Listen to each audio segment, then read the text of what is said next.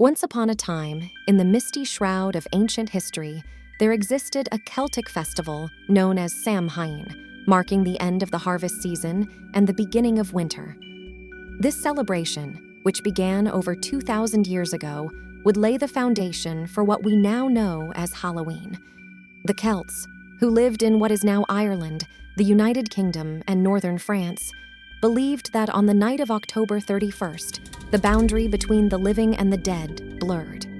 They thought that during this time, the spirits of the deceased could return to the earthly realm. This brought about both fear and excitement among the Celts.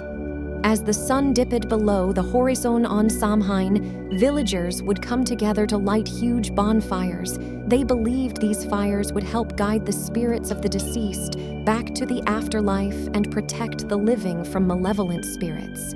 They also donned costumes made of animal skins and heads, believing that this would disguise them and confuse the wandering spirits. Villagers left out offerings of food and drink to appease the spirits and seek their favor for the coming year.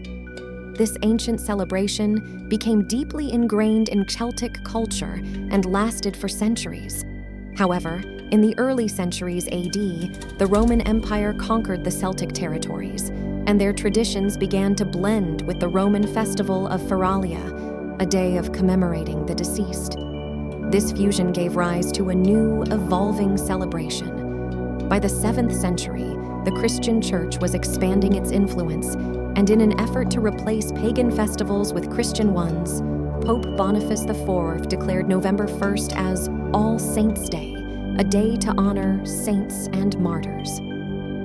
October 31st then became All Hallows' Eve, the night before All Saints' Day. However, the blending of Celtic and Roman traditions with Christian influence didn't entirely erase the ancient customs.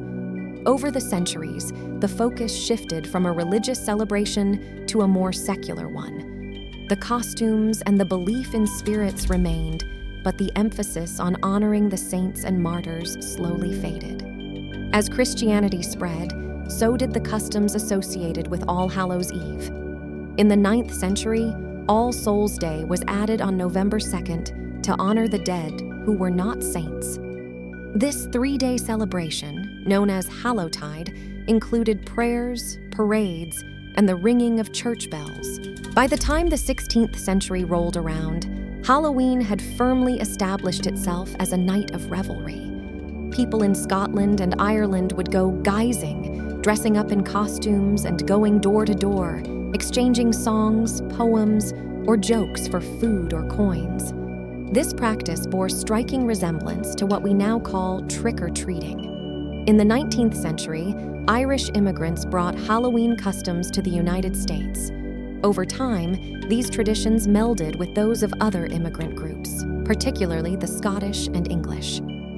In the late 1800s, Halloween parties and community gatherings became common, featuring games, food, and fortune-telling. It wasn't until the early 20th century that Halloween as we know it began to take shape.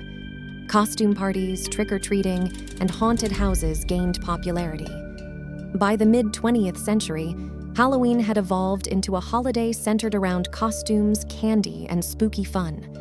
Today, Halloween has become a global phenomenon. It's a time when people of all ages dress up in costumes, carve pumpkins, decorate their homes, and enjoy the thrill of haunted attractions. While the ancient roots of Halloween are still evident in some customs, it has largely transformed into a day of celebration, imagination, and the joy of the spooky and supernatural. As you prepare to don your costume, light your jack-o'-lantern, and embark on a night of trick-or-treating, remember that Halloween's history is a tapestry woven with threads from cultures past. It's a celebration of life, death, and the thin veil that separates the living from the departed. A time to embrace the whimsical and the eerie, and a night where the spirits of the past are never too far away.